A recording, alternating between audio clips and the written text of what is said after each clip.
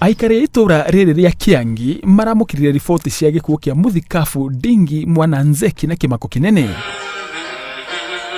Ona thutha wa gikuo giake, maundu maria aneka guku megutura mari kiririkano kia mundu wahutirie aingi riria ari na hinya wa gwika uguo. Namkumbuka wakati mwingine alikuwa anazungumza huko pande ya Molo kuhusu watu walikuwa na teswa vibaya sana. Na kwa hayo yote mimi napeana shukrani zangu na condolence zangu kwa huyo ambao ametuacha apumzike vizuri.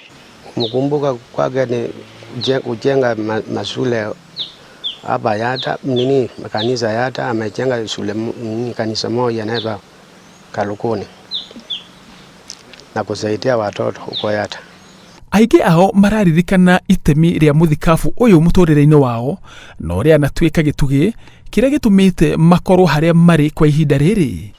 Ndio alinipeleka shule, akanisaidia kusoma,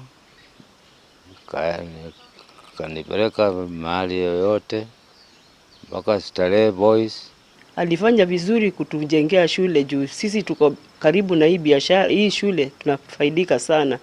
Juu kama ni walimu wanakuja wanafanya shopping hapa kwa hizi maduka zetu.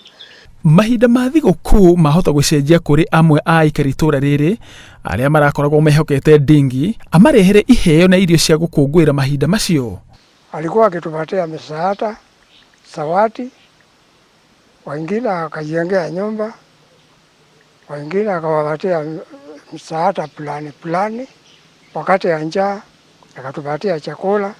Kila mwaka tarehe moja alikuwa anakuja anafanya misa kwetu, analeta watu kutoka ngambo tofauti. Pia alikuwa anatuhimiza juu ya kukaa vijijini kwa heshima, pia kupatia wazazi wetu heshima. Na pia Ndingi ni jirani yetu kabisa. Na ona makiria mahinda maria magayanaga kiroho igongona-ini ria mitha no rutani uria maheagwo hindi iyo wa guikarania na umundu gatagati kao megutura mamaririkanaga.